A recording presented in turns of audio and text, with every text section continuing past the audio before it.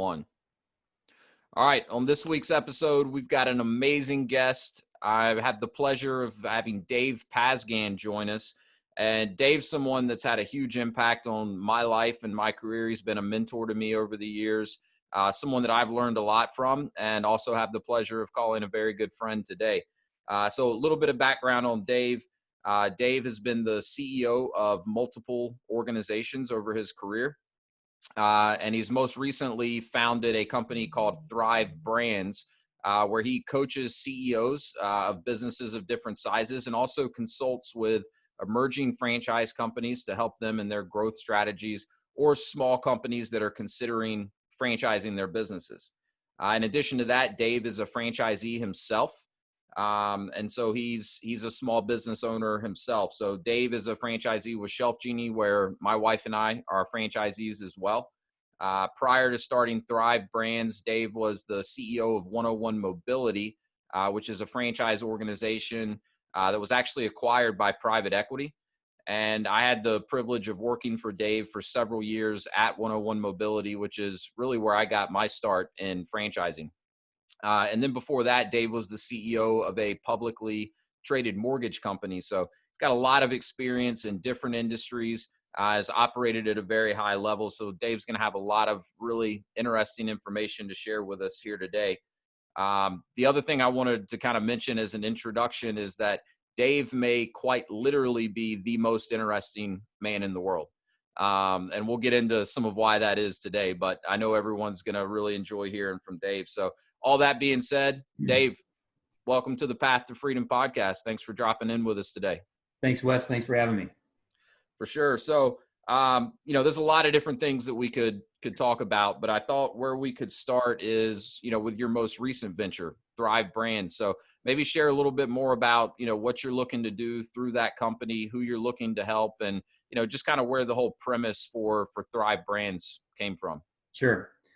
So I would say over the last couple of years, I've been kind of doing some soul searching, really thinking about, what drives me, what parts of my career have been the most interesting, and the things, I guess the activities that I've done running the businesses that I've been running, what has given me the most satisfaction. And one of the things that keeps coming up to the top of the list is helping small businesses build high performance organizations. And I feel like, I've done that some myself in, building several different companies, but also in the course of running a franchise business, working with franchise owners, particularly in the 101 mobility system, and helping them figure out how to take full advantage of the market opportunities that they have. And it's been a really fascinating and interesting journey for me to work with those folks and just learn about, what their motivations are and what their skills are, and kind of compare that to, their background. Where did they come from? What kind of leadership opportunities have they had in their careers? And then how does that translate into, their success as a small business owner and leader, through their 101 mobility journey. And out of all of the stuff that I've done, I think talking about leadership and helping people understand the principles of, getting meaningful scale and building a business that has a team of high performers so that the owner can, not only have a successful business, but also have some quality of life has, just been a really fascinating aspect of that for me. So I decided to start Thrive Brands to really just focus on that. So Thrive Brands has really two parts to it. One part is a company called Thrive Project, which is a leadership consultancy. And with that company, I directly work with small business owners and coach them, a couple of times a month about, on their businesses, and just kind of to help them understand or talk through the issues that they have, do some problem solving. We focus a lot on their people and their culture and their goals and strategies. And, give them a distinct opportunity to stop, working in the business for a little while and spend some time working on it, because they've got, time scheduled with me specifically. And then Thrive Brands, kind of the, I guess, umbrella concept, is also involved in helping small business leaders who have a franchisable business, or a business they're starting to franchise or in the middle of franchising, and they just need help. And so I've got a few potential candidates that I'm working with there to, in some way or another, help them either launch their business as a franchise or take a business that's currently franchising, maybe at a small scale, and figure out how to really grow it. So those are the things that I'm working on now. Yeah, I think it's a fascinating business that you have. And I think it's something that there's a huge need for. I mean, so Sure. many small business owners, or I should say small businesses, stay small. And there's Right. a variety of reasons for that, but usually it comes down to, only a handful of different reasons why a business gets to a certain level and then has trouble scaling behind that. And, you shared a blog post with me recently that you've put up on your website that really kind of addresses that. So, in your experience working with, franchisees in the one-on-one mobility system, or, your clients through Thrive Brands, what are some of the most common reasons that you've seen why a small business owner would have trouble, growing their business beyond a certain point? Sure. Yeah. So there's a number of reasons, but one of the main ones that kind of has always come up when I'm working with people that are, trying to grow or improve their quality of life as an owner. There's one kind of issue that seems to bubble up most of the time that seems to be the root of the problem. And there's really kind of like two elements to that issue, but it mostly comes down to people and culture. And so my observation has been that many small business owners, most of the time, are just afraid to delegate effectively. We call that being afraid to let go of the rope. Yeah. And so I'll just give you an example. Like I would talk with one-on-one mobility franchise owners about, their businesses and what their challenges were. And they would most of the time say something like, "Hey, Dave, I know you say all the time you want me working on this business and not in it. And I get that and I understand it, but I just don't know how to get there. I'm so busy all day, every day. I get up and I fight, and I go to bed tired, and I feel like I've made progress, but year over year over year, we feel like we're just not getting anywhere. And, I don't have the ability to really take a meaningful amount of time off. I feel like I'm, tied to this business every single day. And, we might be growing, but I think the growth opportunity is much bigger than what I'm accomplishing right now." And so a lot of times what I would do then is just kind of take people through a quick exercise and ask them, to look back over the last couple of days. Just let's take the last 2 or 3 work days that you've had, and let's try to just quantify and list out all of the things that you did for those 3 days, right? So let's, what'd you do when you first got in on Monday, and then what happened, and then what happened, and then what happened, and let's just walk through a couple of days. And then you would come up with this list of stuff that they did, right? Mostly task oriented and operationally oriented kind of things. And so then I would say, all right, that's helpful. Now let's go back through this list, and let's think about each of these tasks that you performed. And let's think about the business that you're running and the people that are working for you in your company. And I want you to think hard about each one of these tasks and really determine if that task that had to be done was really the owner's responsibility. Like, you as an owner were really the only person who could do it. Or somebody else probably could have or even should have been doing it, but they weren't doing it. And then we'll kind of walk through why that might be. And what we would figure out is that 75%, 80% of the stuff they were doing were really things that someone else in the organization should have been doing, but they weren't doing. And if you dig into the reasons why, that's where you get a lot of variety. Like, sometimes they didn't have confidence that the people that they had on the team were the right ones to do it. Mm-hmm. Sometimes they were just afraid. They felt like it was too important to let someone else handle. Many times they had somebody that they knew was an underperforming employee, and they were just felt like they were handcuffed to that, person, and really couldn't do anything about it. Yeah. And most of the time that was a pretty eye-opening exercise for people. And so usually what I found is that was the root of the problem. They had people, and the people had responsibilities, but in many cases the owner wasn't delegating, either because they were afraid to, or they didn't feel like they had the right people. Some of them would even go as far as saying, making a statement like, well, if you want something done right, you have to do it yourself. Yeah. And that's the worst possible thing you can be thinking if you're trying to build a business, because you can't do everything yourself. And so you really have to have the opposite frame of mind, which is, as a business owner, if you want something done right, hire the right person to get it done, and hire the people who have those skills and can do it better than anyone else can, including you. That's the key to getting meaningful scale. And I've been able to pretty successfully employ that kind of frame of mind in the businesses that I've run, almost in some cases to the point of feeling guilty about how little I actually do. Yeah. Because I really force myself to not be involved in operational aspects of the business, or, things that are touching customers, or, little stuff, employees or whatever. I feel like my role is to, set the vision and the strategy, and to build the team and be the team's biggest cheerleader. Yeah. But I shouldn't be on the field running the ball ever. And so I think that's where, most small businesses get stuck, is they spend the whole time on the field with the ball in their hand, and they can't be the coach if you're on the field all day long.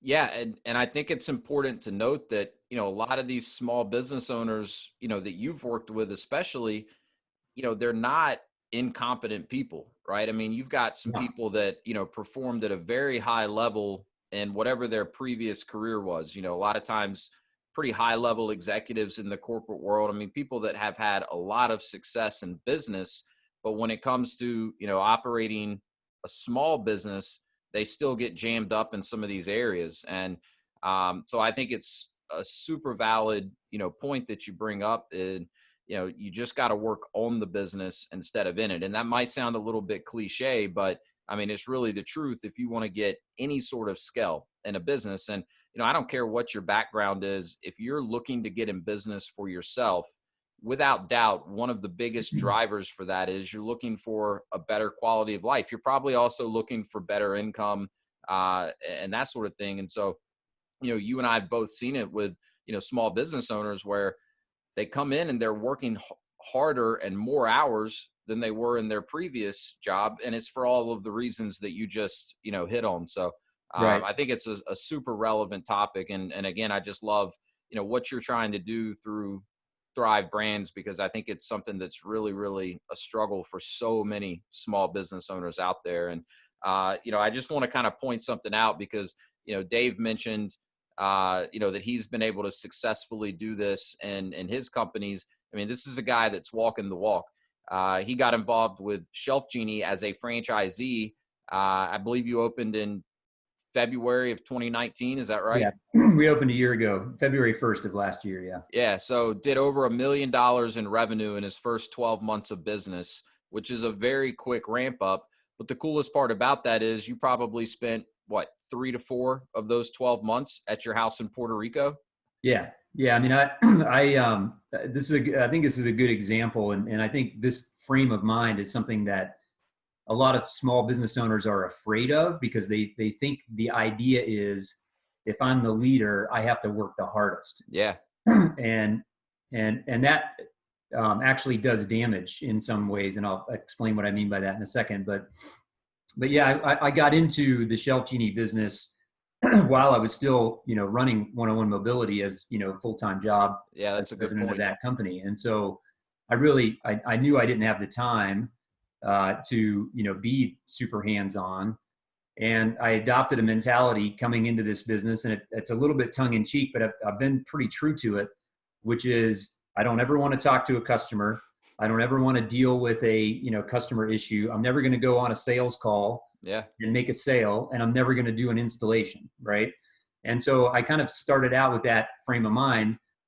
A little bit of it was because I didn't have a choice. Like I wasn't around. Like my market is in Northeast Ohio, and I'm rarely in Northeast Ohio. So, if my installer has a problem and needs help, if I'm in Puerto Rico, I can't really help the guy. Right. And so, so I was able to, get to the level of revenue that we've had, and, pretty much stick to it. Like I've only talked to, out of all this time, maybe 3 customers altogether.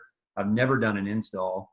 I wouldn't even know where to start. Yeah. But one of the things that was really fun to watch was that as I was putting my team together, and this is where I think, if you think you have to be the hardest working guy in your company, you might be doing more damage than good. When I put my team together, I was very clear right up front about the role that I was going to play. I even told my employees and my people what I just said. I don't want to talk to customers. I don't want to go on sales calls. I don't want to do installs. And I'm bringing you people here to do all of these things because you're going to be way better at any of that than I'll ever be. Yep. And and what I figured out is that if you remove yourself as a crutch and you don't allow yourself to become the go-to to be the solver of all problems, if you have good people, they will solve all of those problems just fine on their own. Yep. And so culturally, we've kind of set up two frames of mind in our little Shelf Genie business. One of them is, no matter what, under any circumstances, make sure the customer's happy. We're fortunate that we're in a business where people really do love the product. Yeah. And we get, very, very, very high marks. Our NPS scores in the mid 90s. And so we're off to a good start just fundamentally with what we're selling. But, but I've told my folks, if there's any kind of issue that comes up, let's say you're doing an install and a customer doesn't like the way something's coming out, or maybe now that they're looking at the job, they thought they bought one too many boxes or something like that. Unless it's going to be like more than $1,000, just do whatever you think is right. Like if you need to give them a discount or you need to, take something out of the order, don't let me be a bottleneck for making decisions, especially when it comes to customer satisfaction. Yep. Just make them happy. And you know what? Every once in a while, you're going to have that crazy customer that's hard to please, and do whatever it takes with them too. Even if it comes down to giving them the whole project for free, which we've never had to do. But if that's what it ultimately would take to get somebody to, be happy, then let's just do that, right? Because it's just too important for us to have the reputation of being a company that people can trust. And our Google reviews, I think we have 16 or 17 of them now in a year's time, which is pretty decent. Yeah. And we're 5 stars across the board with 15 or 16 reviews, 100% of them are 5 stars. So I think, giving people that autonomy to make decisions and letting them know that you trust them is really, really important. And then the other part culturally is, the expectation that I set when I bring somebody on is I tell them right up front, I'm not going to be the guy you're going to go to for questions or solutions.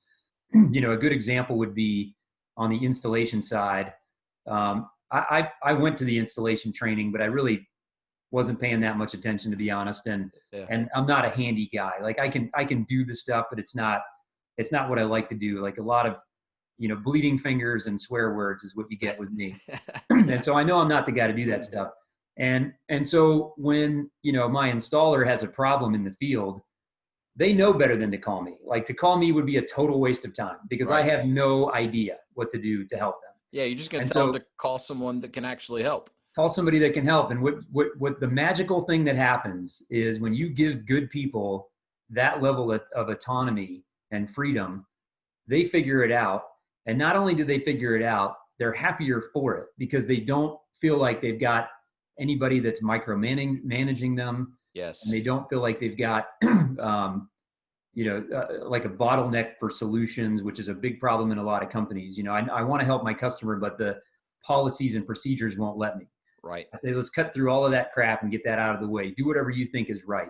And hey, if you stretch, big deal. It's not that big of a deal. Yeah. Right? We learn from it and we move on. Yeah. There's a, we're in a business, fortunately, like I said, that, people, like the product and get a lot of satisfaction out of it, but also, and this is true of I would say most businesses, probably 90% of the issues we face are not life or death scenarios, right? Like no, there are no shelving emergencies for the most part. Nope. And so what's the worst that could happen, right? And most of the time, the little stuff, like the biggest problems we've had to solve have been solved with a couple of $100 of discount or free product or whatever it is. And, it just makes it easy. And so if you let people do their job on their own and don't put yourself in there as a bottleneck, if you have the right people, you'll be amazed to figure out how well they do that. And then also how much easier your life is as the owner. Well, exactly. And by, spending a couple $100 to make it right for a client, 9 times out of 10, what you're doing is you're taking an issue, you're solving it, and now you have a raving fan as a result. So you Right. haven't just satisfied them, you've gone above and beyond probably what they were expecting from you or from your company. And so now they're going to go out and sing your praises. And I don't care what business you're in, referrals are gold, right? So Right. anything that you can do to stir up referral activity, that's one of the best things that you can do. So, I mean, I love that. And I think it's so important for business owners or anyone that's considering getting into business for themselves to understand is that, first you have to set the right expectations with your people, and then you have to empower them, right? You got to Right. let them go out and do what their role is and just get out of the way. And it's a little bit counterintuitive. I mean, to your point, you can almost get to the point, if you're really doing it right, where you feel guilty. You're like, I don't really have that much to do today. I've got this awesome team out there Right. that's performing at a high level. There's not, but you shouldn't feel guilty. That's really your role as the owner. Right. And of course, the other key to that is, making sure you have the right people. And, For I sure. know that this is something you've, really, I think, excelled at over the course of your career. I mean, you have a fantastic track record of building high performing organizations. And I know that, you would say it's all about getting the right people in the right seats. So, maybe talk a little bit about what you've learned over the years in terms of, finding good people and then making sure that you have them in the right role within a business. Yeah, I think it's funny how lucky you can get sometimes if you work a little bit at finding the right people. I would say it's an iterative process. A lot of times the team you start with isn't the team that you end with, and you have to make hard decisions about having people that aren't meeting your expectations and making a change. And that's also, I think, a barrier for a lot of small business owners. They're afraid to do it. In some cases, when I've had that conversation and they know they've got somebody that's the wrong person, and I say, well, why aren't you doing anything about it? They'll even say something like, Dave, I've never fired anybody before. I don't even know how to do it. Right. And so that's a barrier for some people. But I think to me, it is very iterative of a process. And what it starts with, at least for me, is setting very clear expectations up front from what you're expected to do in your role. And I make the point of saying, I will not be doing your job for you. And Yes. so here I'm outlining for you what my expectations are of what you're going to do. And if you find that you and I are talking a lot and you're coming to me all the time, now, obviously there's a learning curve, but once you learn the job, I expect you to be more or less autonomous. Like, we will check in and make sure everything's going okay. But if we're constantly communicating about, little issues that are part of your wheelhouse, that's going to be a problem. And if I have to get involved because I don't want to be involved, then this ain't going to work out, right? This is where we're going to not be able to work together, because I expect that you'll be able to get your job done without my involvement very much, right? And so as long as you set that expectation up front, the right people love that. Like, they don't want the boss hovering over them all day. They know what to do. They know they have the talent and the skills to get the job done. And they want to mostly just be left alone to do their job. Yep. And so what I've found is that managers who overmanage and are, having too many meetings and too much oversight and, micromanaging, they'll drive good people away, because good people don't want to operate like that. Yeah. And culturally, when you give people a lot of autonomy and they are the right folks, then they will thrive. They'll do really, really well. And so it kind of fits together, right? Setting that expectation, giving people that autonomy. And again, I like to use the word cheerleader. Like, if you're the visionary and the most senior person or the owner of the business, the one big job that you do have is you need to be the company cheerleader. Yep. You need to be out there celebrating the wins, talking about the good things that are happening, leading the communication. Like, somebody needs to lead that communication of the vision of where the company's going, and, the celebration of the good things that happen, and transparency about, what's going on in the business, that 100% is your job. But it's not your job to be out in the field interacting with customers and things of that nature. Probably one of the most valuable sections of a book that I read that really turned my mind around on that whole dynamic is in the book Traction. And you probably talked about that in some of your other podcasts, but there's a section in Traction by Gino Wickman, and he talks about the dynamic of the visionary versus the integrator. And for the most part, if you're the owner of the business, there you go. Yeah. For the most part, if you're the owner of the business, most likely you're going to be in that visionary sort of role. Yep. And you should really read through the description of the visionary's job versus the description of the integrator's job. And it will lay it out very clearly that those are two different kind of jobs or two different kind of roles. It's almost even obvious when you look at it, because the visionary's list is like 5 items long and the integrator's list is like 45 items long. And I used to joke around all the time with my operations VP at 101 that, that she was doing all the work. Like, I really don't do work. She does all the work. And granted, there is someone in your business that needs to be responsible for running operations, right? So you need somebody to do that job. But if you're more of a visionary, then that's not your job, right? And I think what I drew from that book was the willingness to say or understand that that's okay. Because for a long time I felt like, man, I should be working harder. Like, I should be more involved in stuff. But I really never felt like I needed to be.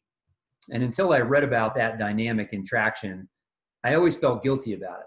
Yeah. Once I read that and I really understood where I add the most value as the visionary is not talking to Mrs. Jones about the customer problem that she's having.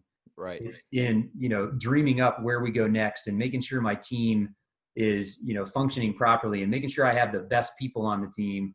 And there's work to be done there, but it's a different kind of work. Yep. And to your whole point about the path to freedom, freedom doesn't necessarily mean, you're sitting on the beach drinking margaritas all day. Yeah. What it does mean, though, is that you could be sitting at the beach and a couple of times a day, you're hitting your team with a little positive message or celebrating a win. And the great thing about the technology that's available today with tools like Slack and some other things along those lines is that you can have that kind of ongoing communication happening virtually from anywhere, anytime.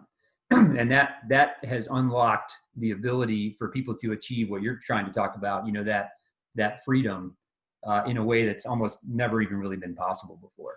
But you got to be willing to let go of the guilt. Like, your job isn't to be dealing with customers. If you're the visionary. Now, if you read the book and say, well, I'm really an integrator, well, then you're going to be doing a lot of work because that's work, right? Yeah. And if you want to, visionaries, yeah, it's a good point. And if you realize that you are the integrator and you really want to scale your business, then you probably need to find someone that's more of a visionary to help you do that. Because, if you are the integrator doing all the work, you're not going to ever scale the business. I mean, you might get it to a certain point, but you're going to hit a ceiling at some point. But no, it's all great points that you bring up. And I mean, I know I've been on conference calls with you in the past where you're literally sitting on your surfboard on the beach in Puerto Rico in between sessions. And, I can see how, you could feel, I mean, in my experience, I've, felt guilty at times, like, wow, I'm not really working as many hours as, I feel like I should, but the results are there. And that's I mean, if the results are there, then that's a good indication that,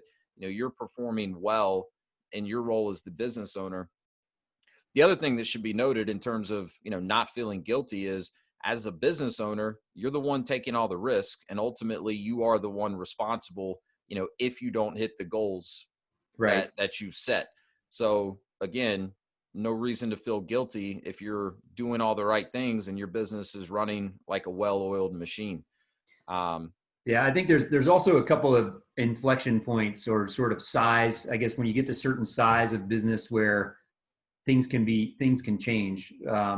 And your need for an integrator or even your need for, someone else in the president role could come about. So for example, we don't really, my shelf genie business, we'll do about $2 million this year in sales. And I'm clearly not an integrator, but we don't really have an integrator. And the good news is it's a simple enough business where we really don't need one. Right. And as long as everyone performs their role effectively, I don't need an integrator in that business, not at 2 million. Right. If we were at 10 million, we probably would, right? We'd need some layers of management there, and not all businesses are simple enough where that can be true at that level of revenue, but it's true in this one. And it's probably true in a lot of businesses. Mm-hmm. Once you do get to a point though, where you do need a real integrator, then again, that person's doing most of the heavy lifting. Like you could get to where, you're running a business that's tens of millions of dollars and still as the visionary be not doing a whole lot, like, not spending your time doing task oriented types of things. That doesn't mean you're not busy, researching and dreaming up where to go and figuring out how to scale your business or coming up with new ideas entirely. But that's a whole different kind of work versus, making sure the trains are running on time. And you can get away with that for a long time. And then there's another level where, as an owner of a business, you might delegate even the president role to someone else who maybe has some visionary skills, Mm-hmm. but still needs some guidance. And that way, even at the president level, you've got somebody that's working for you, or, call it a general manager if you want. Sure. That's running the business day to day. And you're entirely out of the loop of that stuff, but you're still keeping an eye on the direction and the vision, and probably most importantly, the culture. Yep. And making sure that organization has the culture that you want. Anywhere in that chain, though, if you're in that visionary role, if you're finding yourself doing operational stuff, something's wrong. You've got something set up wrong. You've either got people with the wrong expectations, or you've got the wrong people, one or the other.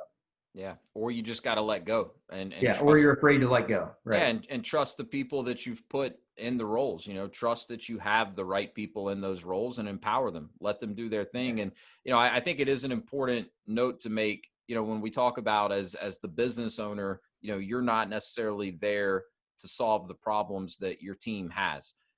But it doesn't necessarily mean, especially if you're talking about a franchise type system like a Shelf Genie business, it doesn't mean you're just throwing them out there to figure it out for themselves if they have an issue arise. It's that you're making sure they're aware of the resources that are available to them and the process that they need to follow to get answers to questions and to get the information that they need, that they can then use to resolve any issues that come up. It's not that you're just saying, hey, figure it out, and if you can't, tough luck. It's you're empowering them and also making sure that they know and are aware of all of the resources that are at their disposal. Yeah, you let them think for themselves and figure it out. Like, I don't have all the answers. And so if you come to me with a problem and you say, I have this problem, help me solve it. What am I going to do? I'm going to go do research and I'm going to go try to figure it out.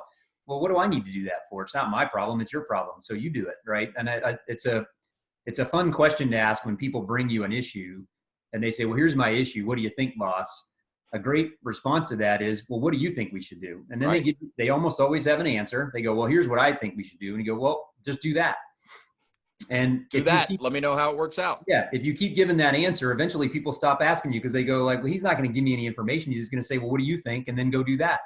And so if you get into that habit, and again, if you have the right people, you'll figure out pretty quickly. They'll figure this stuff out for themselves. They don't really need you.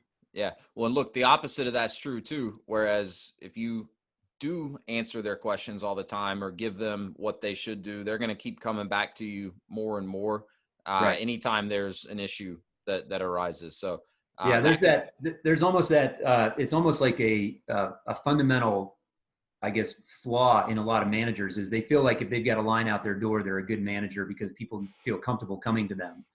And I look at it the opposite way. If you have a line out the door, you either have the wrong people or you're not setting expectations correctly because, if you have to be the glue that holds this thing together, something's wrong. Like you'll never get scale. You'll never have the freedom to, go on vacation or, do other things or focus on other initiatives.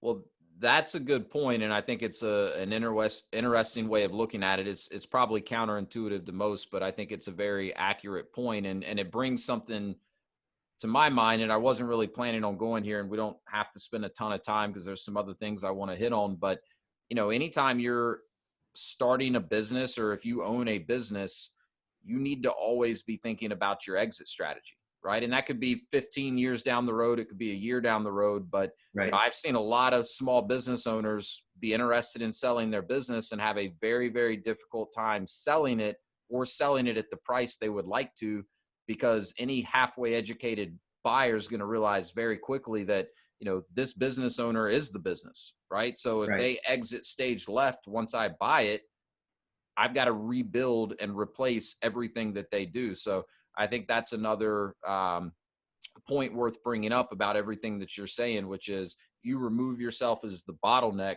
you have a much more attractive business when you are ready to exit and look for a buyer. Yeah, no doubt. I mean, that's the world of small business sales, right? Or transactions. I mean, if I were out looking for a small business to buy, I'm looking for the ones where it says absentee or semi-absentee owner, right? The owner's putting in 5 hours a week, because that tells me two things. One, the organization is tight and it Yep. runs without the owner's involvement. And then the other thing that it tells me is it's probably scalable, because that owner could then be spending the time that they have, as opposed to working in the business, working on it, like we've been talking about. And you're exactly right. Like if outside of that, you're having to show up at the office every day and put in a 50 to 60 hour week every week, and that's how the business runs, well, then what you're selling is a job. You're That's not right. really selling a business, you're selling somebody your job. Right. And so some people will buy that job, Yeah. but the valuation you will get is much lower, because part of the equation for them is they could say, well, I could go get a job, right? I don't have to buy this business from you to have a job. So I should take out, if I'm going to get $100,000 out of this business, but I have to work there, then it should be worth less money, because I could make $100,000 getting a job and I don't have to make any investment to do that. Right. So then the valuation on that business becomes lower. Yeah.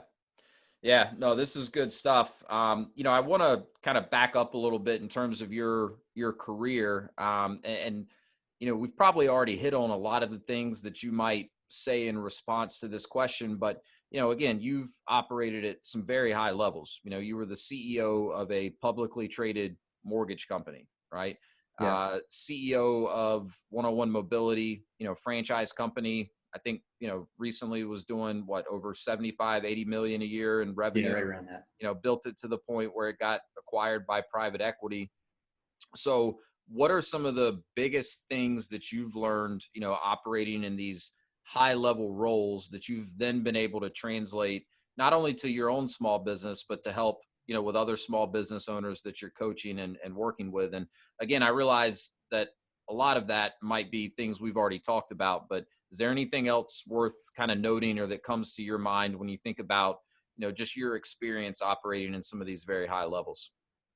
Yeah, probably one of the one of the interesting things that I think about all the time is, um, that you can't, when you're dealing with employees, especially on like the sales side, you can't always believe what you hear. Speaking a little bit about some of the experience I had in the mortgage company, I started at that company as a sales rep, Mm-hmm. and I ended up working there for 10 years. Ended up as the president and CEO of that company after 7 of those 10 years. But and it was a pretty big company. We had about 4,000 employees altogether, and my job was to run the mortgage origination business. And so we had, at our peak, I think 400 field-based account executive sales representatives. And when I started there, that was the job I had. And by the time I was president, I was managing this group. And it would be interesting, because you'd go into a given market where you had a sales rep who was responsible for building that business in that market, and they would perform at XYZ level, right? They'd be, let's just use a round number. Let's say they were doing $1 million a month in, loan originations out of that market. And you felt like we could be doing 2 or 3 or 4 million. But then you talk to that person and they would say, oh no, our rates are too high, or you don't understand, this area is different than other places. Right. This market's not like the rest of the country. You can't get away with that here. People, whatever. They had all the excuses in the book. And if you didn't know any better, you might be tempted to believe them. But then something would happen. They would turn over, they would leave, or you'd let them go or whatever. And you get somebody new in there. And then all of a sudden they're doing 2 or 3 or 4 million, same market, same territory, same customers. Yep. Everything else is the same. The only difference is the player. And so that was probably one of the bigger eye openers for me, especially when it comes to the revenue generation side of things. Is I hate to say it like this, but a lot of times salespeople are liars. Like they believe their own bullshit. Yeah. And so they truly believe it. Like they are sure that this is all you can get here, Yep. right? And I've seen it happen so many times. We'd bring in a new person, and they would be doing 2, 3, 4 times the amount of business that the old person was doing. And so I really learned a lot from that. Just to understand the dynamics of performance and what's possible and the limitations I think that people put on themselves. So that was a big learning experience. And then I would say there are 2 other factors that really stood out in my career that I think have helped me as a leader. One of them is that the culture that you create is truly your creation. And every organization is going to have a culture within it. And the question is it the culture you want, or more importantly, is it an intentional culture, or is it just the result of, the way your business kind of operates? And so much of the culture comes from the most senior leader. I think Sure. if it's in a group or even in a whole company, that culture is being driven by the leader. And I think if you focus on these kind of principles we've been talking about, right? Get great people, let them be autonomous and do their own thing. And then also, have a sense of humility. I think there's a big part of leadership where if you want that kind of high performance culture, you've got to be willing to not be in the limelight all the time. Like you don't want the spotlight. You don't want to be the hero.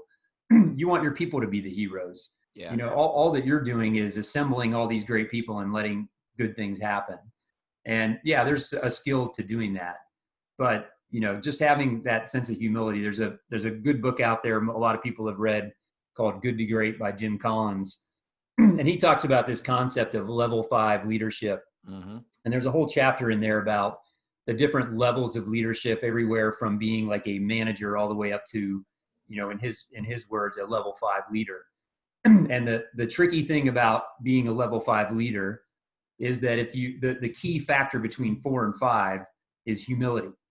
And so the joke is that you can never claim to be a level 5 leader, because if I say I'm a level 5 leader, by default, I know I'm not.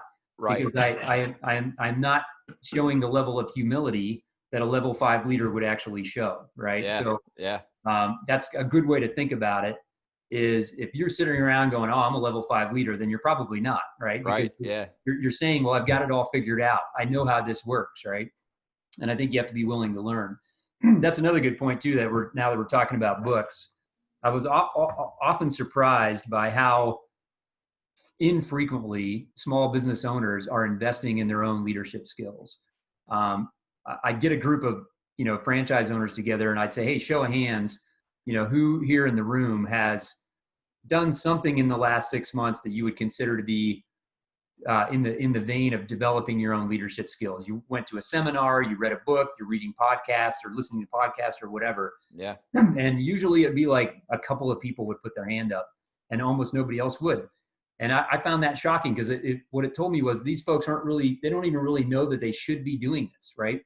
And I know guys like you and me do this all the time. Like I'm always reading new books, always trying to learn more, always trying to educate myself, seeking out the people out there who have something useful to share, and learn from them. And you come across a lot of really smart people. Well, and I found that because a lot of the stuff I read, it's, very similar in terms of content, but I've learned a couple of things, and same goes for podcasts. But number one, if you're always immersing yourself in that type of education, if you want to call it that, right? So you're reading about, how to grow as a business leader, or how to, just develop better as a person, even if a lot of it's almost repetitive. I mean, you're just constantly in that mindset, right? So it sinks in more.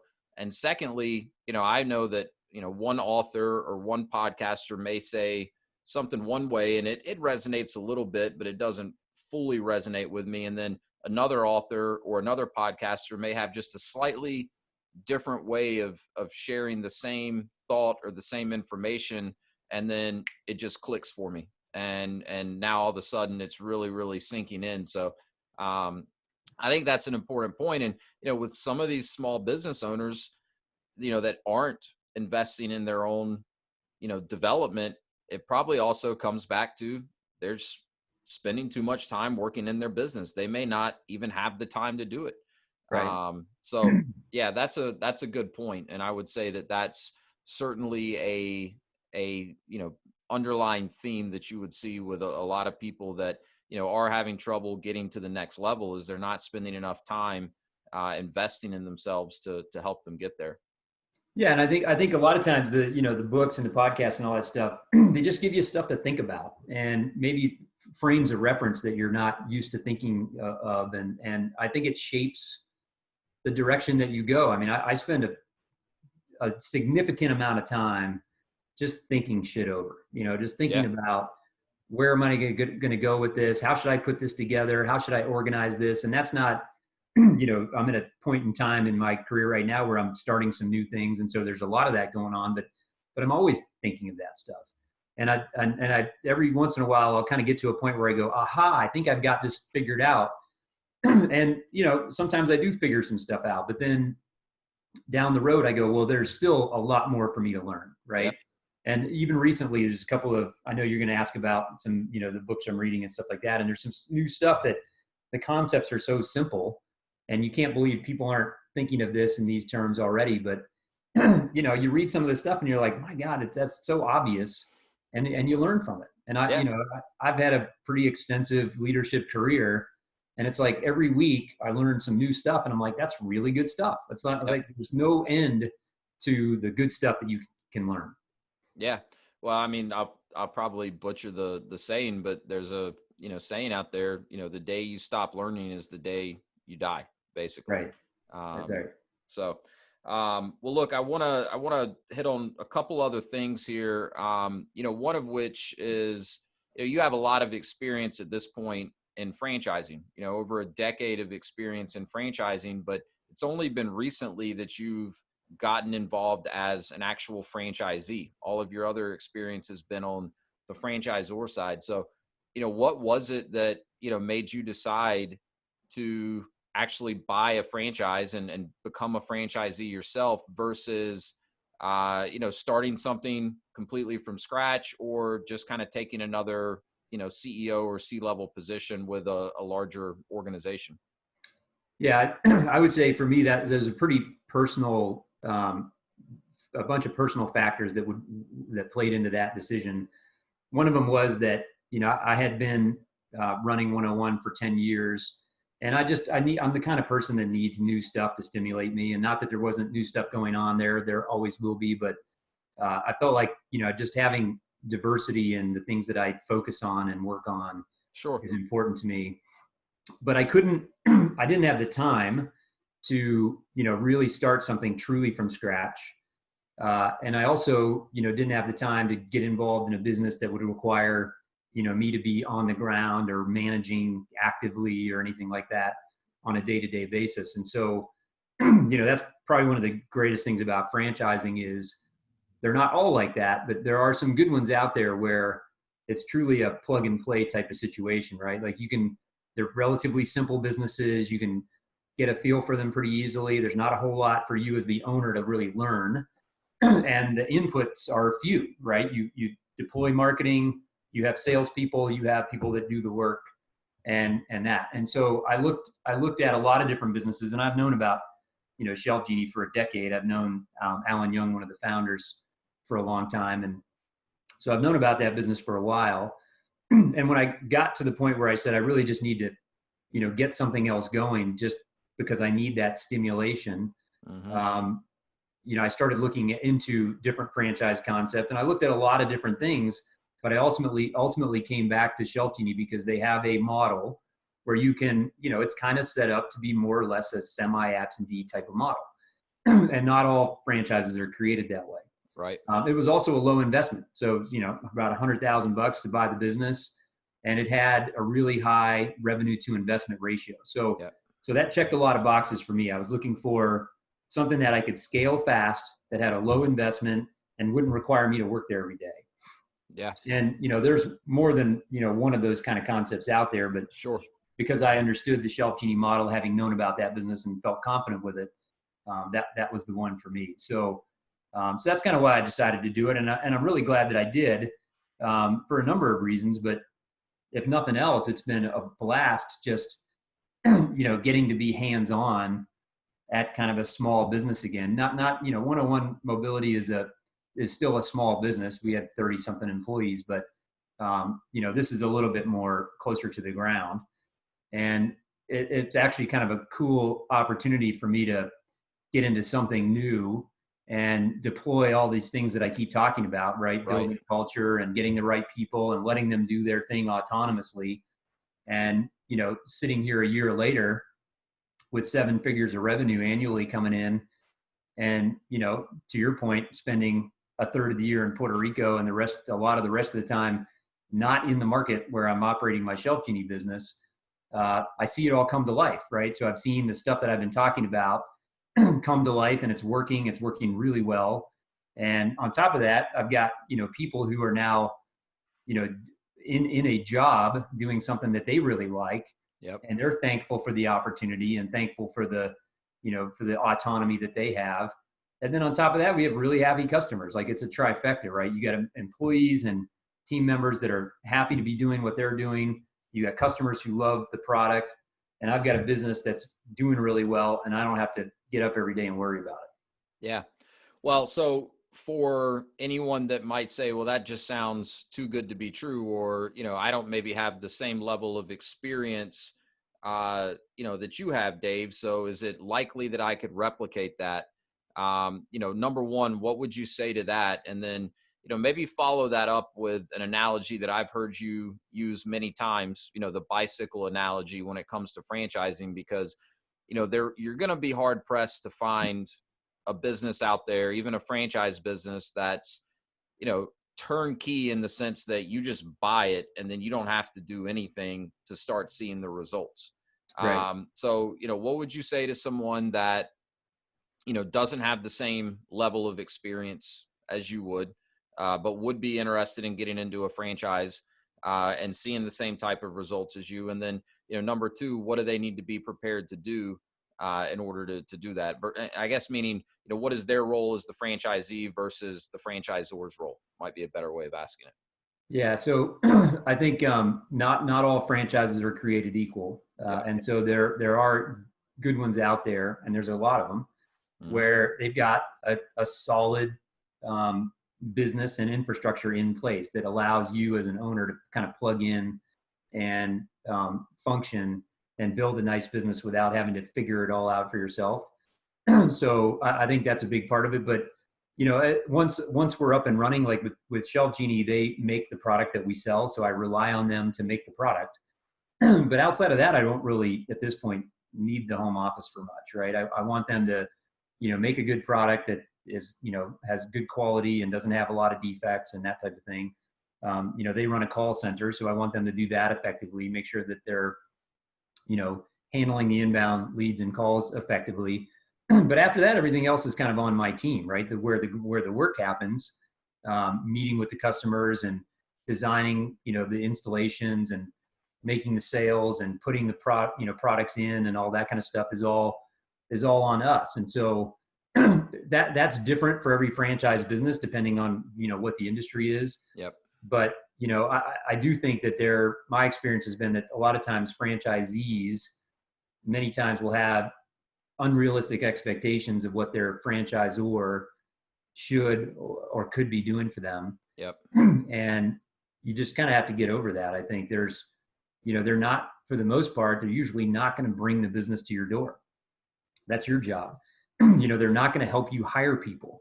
Yep. That's your job. I think that's one of the bigger areas where I've seen and heard a lot of, franchises, not just at 101, but in industries all over the place where, they would say, well, I want my franchisor to help me hiring people. That's kind of defeats the purpose of being a franchise, right? Like if I'm a franchisor and I've got to help all of my locations hire their people, why am I even franchising? Right. That's right. So I think you have to think of it in terms of, if you're a franchisee, you own and run your business. That means employees, customers, marketing, and all that is in your side of the ledger, right? And then there should be a relatively limited number of things that your franchisor is bringing to the table. Sometimes that's the product itself. Mm-hmm. Sometimes it's just the brand and the infrastructure and the training and all of that. So that really depends. I would say the other thing that, as I've, to your point about, people saying, well, Dave, you've got all this business experience and done all of these things, how am I going to be able to stack up? When I talk to franchisees, even at Shelf Genie, for example, because I've gotten some calls from people who've seen our success and they want to kind of figure out what we're doing. And the thing that I figured out that most of the time holds people back is fear. Yeah. They're afraid of one of two things. They're afraid to delegate effectively and trust their people. And that kind of goes back to the stuff we've been talking about. The other fear is that they're afraid to make investments with the idea that, well, what if it doesn't work, right? And I remember this is one of the moments I had where I kind of, a little light bulb went off in my Shelf Genie business early on. And I said, this is probably why a lot of these folks don't grow faster. It was in the April timeframe, and I had yet to really start doing any meaningful amount of print marketing. Up to that point, we were doing all event stuff. But, the event stuff is more seasonal, and print's got to be part of your program in that industry. So I said, well, I'm going to go out and do some print. So I had one day where I met 3 different print vendors at a Panera Bread, one right after the other. So I had 3 one-hour meetings right in a row. And I ended up committing to all of them. And I remember getting in my car after that series of meetings and thinking to myself, I just committed myself to about $100,000 worth of advertising over the next 6 months. And I realized this is probably why a lot of the other franchisees aren't getting fast growth, because they're just afraid to do it. And I didn't want to spend $100,000 and not getting anything anything in return. Yeah. But it's a risk, right? But the thing that I think a lot of people have to let go of is, what's the worst that can happen? Okay, yeah, you could potentially spend $100,000 and get nothing in return. But if you're in a decent franchise system and the marketing plan is relatively well developed, that's most likely not going to happen. You're going to have stuff that works and stuff that doesn't, which is what happened with me. I'm still working with 2 of those providers, and I'm no longer working with one of them. Yep. But you got to kind of make these big bets and just let it happen. And I think that's where a lot of people come up short, is fear. They're just afraid. And like, nobody's going to die. Like, so maybe, some of your plays don't work out. Some of your bets don't land. It's okay. You got to bet big if you want to win big. And I think a lot of people are just afraid to do that. Yeah, I think you're exactly right. I mean, fear is what holds pretty much everyone back from really going out and accomplishing what they're capable of doing. And that's a great segue into, one of the last things I want to talk with you about, which is some of your extracurricular activities. And this is what I was alluding to when I said, very well could be the most interesting man in the world. I mean, I've known you for a while now, and you're a self-proclaimed adrenaline junkie. I mean, you have your pilot's license. You used to fly yourself all over the place. You've done big wave surfing, run 100-milers, which is just crazy to me, extreme snowboarding, kite surfing, paragliding. I think that's what it is. I don't even know what it's called, but I've seen you do it. Free diving. I mean, the list goes on and on. I mean, you're always putting yourself in these situations where, I mean, literally it could be life or death. So, what is it that attracts you?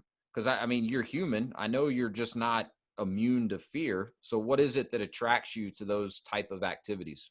Yeah. The problem is I'm probably addicted to fear. That's the problem. It's not that I don't get scared. I do, but that thrill of putting it on the line is it's like a drug to me. And so I know not everybody's wired that way. Sure. I do a lot of stuff in business and in sports that's a lot like, jumping out of a plane and then trying to learn how to fly while you're falling down out of the sky. Almost literally did that a month ago. I started doing powered paragliding, and I learned how to do that in Puerto Rico. And I did have an instructor, but he cut a lot of corners, which was just fine by me. And I remember after a couple of hours of instruction, I get strapped into this thing, and he says, "Okay, run as fast as you can and go fly." Right. And I remember as I was taking off on this thing and I'm flying it, and I'm thinking to myself, one of the things that we haven't covered is how I've come down and land. And there's actually a video of me doing that first flight. I've seen And, the video. yeah, one of the guys in the group that's in the video that was kind of watching me do this says, "He's getting up there really high. Does he know how to come down?" And the instructor says, "That is the second part. Right now he's doing the first part. We'll get to the second part in a little while." And so, because I even got on the radio, and I'm like, his name's Luis. I said, "Luis, tell me, how am I supposed to land?" And he said, "Well, I'll tell you when you're landing." So I do a lot of that. Like, you just kind of figure it out as you go. And so I realized, that's somewhat unique. Not everyone has got that same fear factor or that willingness to put themselves in those positions. And it does definitely inform how I behave in business. I definitely just like jump in and start swimming, Yeah, and make big bets. And I've lost a lot too, right? Like, I haven't always been a winner. I've sure. had probably more losses than wins, but that's just part of the game. Like, to me, just life is a big game, and most of the stuff I do isn't life threatening. Some of it is, but the business stuff certainly isn't. Here's what I always know is I know I can always work, right? So if something I do goes really, really bad and I lose everything I have and I go back to scratch and I'm back at zero again, so what? I can work, right? I know what my potential is. I know I can work. Are you a David Goggins fan? Yeah, yeah. I Yeah. actually, more recently, I just read his book, like probably 2 months ago. Yeah. So he's an interesting cat, but he puts out these little YouTube videos all the time. And he had one out recently that I saw. And he said, basically, look, I've had success in life, but every day I get up and I push myself back down to the bottom of the mountain. I start from scratch Yep. because I don't want it to be easy. I don't want to ever rest on my laurels. I don't want to ever coast. I'm going to push myself all day, every day. And if I ever feel like I'm getting too successful, I will push myself back down to the bottom of the mountain and start from scratch, because that's where real growth happens. Yeah. So if you kind of have that frame of mind, it takes the fear away. Like, the bankruptcy laws in the U.S. are really good, right? Like, if it all goes to shit, file bankruptcy and start over. Everybody's Right. done it. Like, I Yeah. haven't done it, but I mean, a lot of people have done it, and it's just not that big of a deal, right? It's like, as long as you can work, you'll be okay. Yeah. Well, and I think that's a great exercise to go through. I mean, you and I are both big Tim Ferriss fans. In fact, you're the one that originally turned me on to Tim Ferriss years ago. But, he has something that he talks about, an exercise that he goes through regularly. He calls it fear setting. And he has Yeah. a TED talk out there about it. I think it's one of the most watched TED talks of all time. Go check it out. But I mean, it's literally an exercise that he goes through where, if he's a little bit nervous or scared about, trying something new or a big decision, he kind of goes through this whole exercise, but the gist of it is, what's the worst that could happen? And can I survive it? And can I, continue on with my life and build myself back up if the absolute worst case scenario were to play out, which Right. so rarely does the worst case scenario ever play out. Yeah. So I think that's huge because, I work with a lot of people that, they want to get into business for themselves. They have this vision. They know that they want to, take control of their lives. They do want to create freedom for themselves, and they see business ownership as a way that they can do that. But, they're scared, and I get it. It is scary. It's a risk for sure.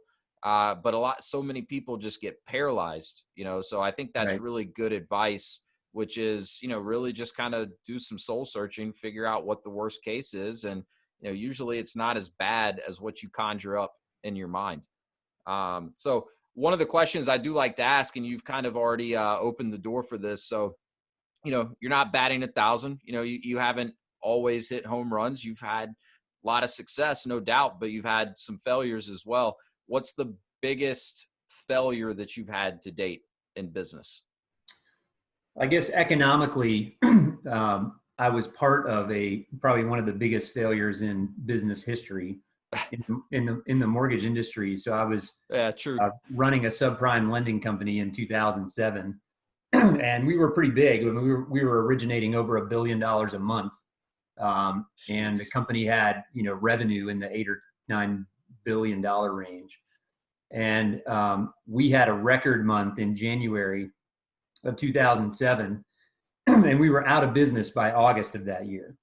Wow. And that company erased that company alone erased billions of dollars worth of market capital value, and then the industry was I guess approaching the trillions just in terms of how bad it got. So and what I learned from that, because I was in my 20s when I started there, and I was in my mid 30s when I was going through that in 2007. I was 37 at the time, and I thought I had it locked up, right? Like I had built a great career. I'd gone from entry level to CEO.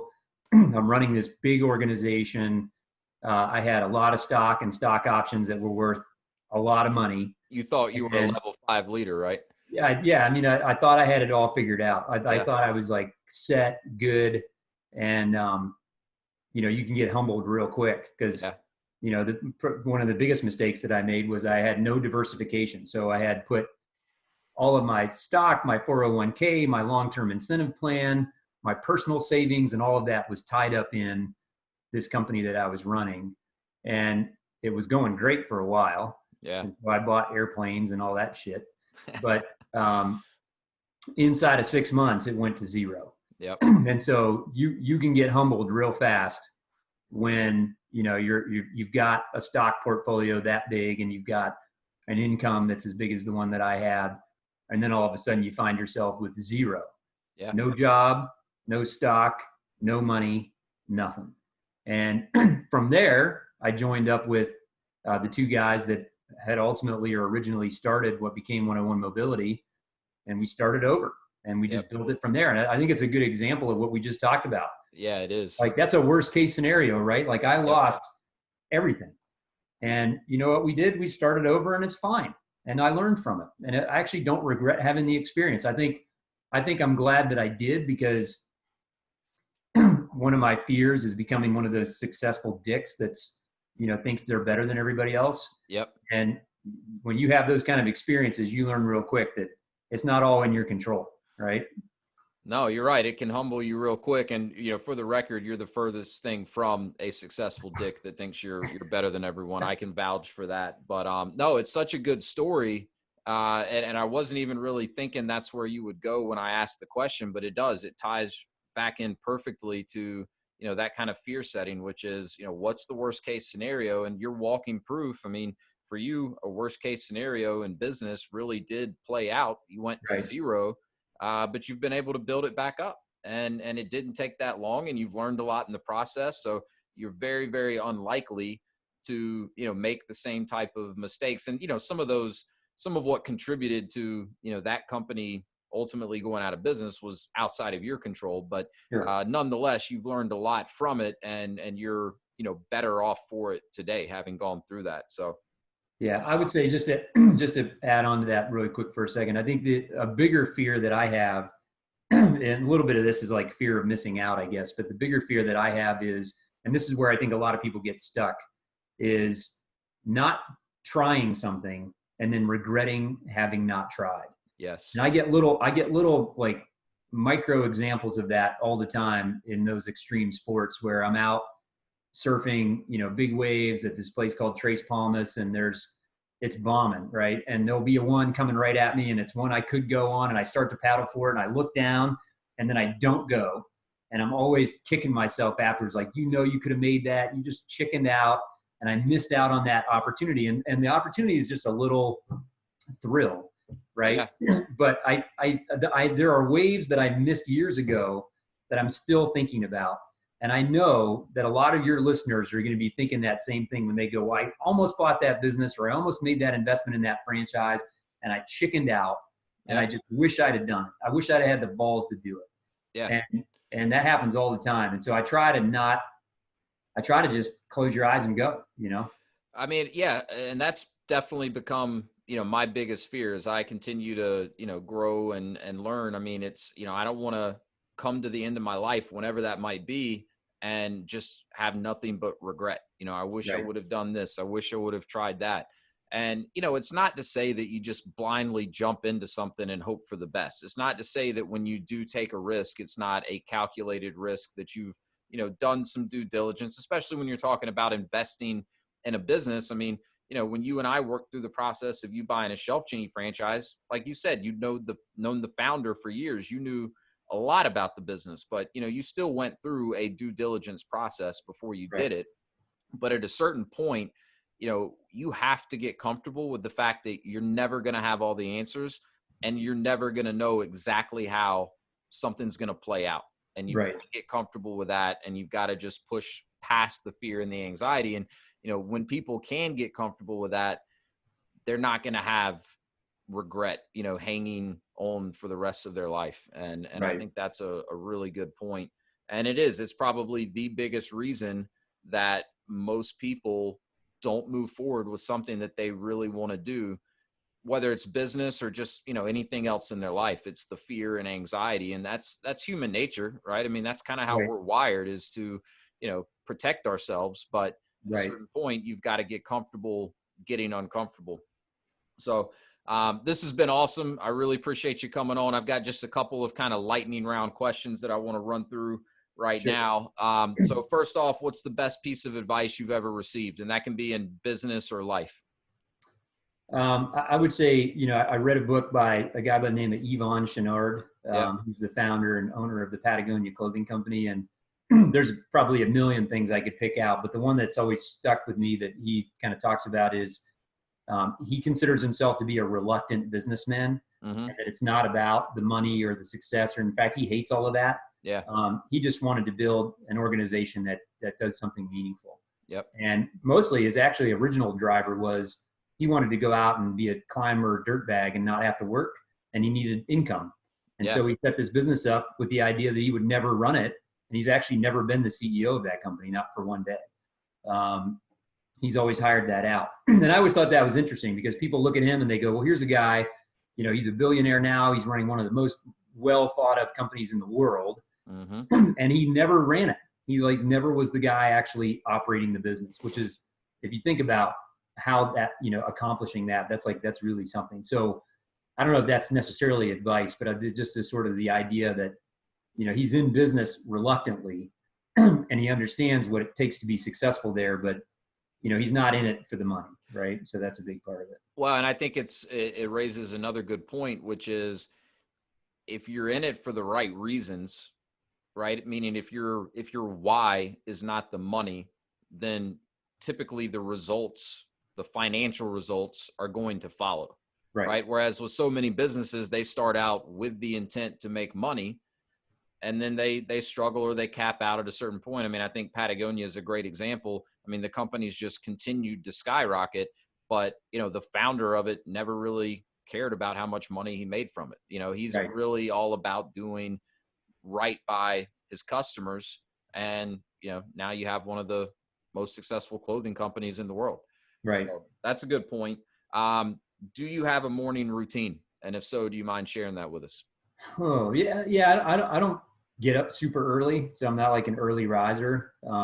So morning routine, I don't really do much. Like I have coffee. I don't eat breakfast. I don't usually get up super early. When I get up, I just start kind of checking on emails and stuff like that. Now it depends. Now the other side of it is, when I'm in Puerto Rico, my morning routine is I get up and I go straight to the beach every single Yeah. day. Yeah. And so I go surf every day. When I'm not in Puerto Rico, I sleep in longer. Yeah. Yeah. When it's cold and snowing in Ohio, might as well just sleep for a little bit longer. Right. So we've talked a lot about books today. You and I are both big readers. What book are you reading right now? I'm in the middle of one called Start Something That Matters, which is by Blake McCosey, I think is how you pronounce his last name. He's the guy who founded Tom's Shoes.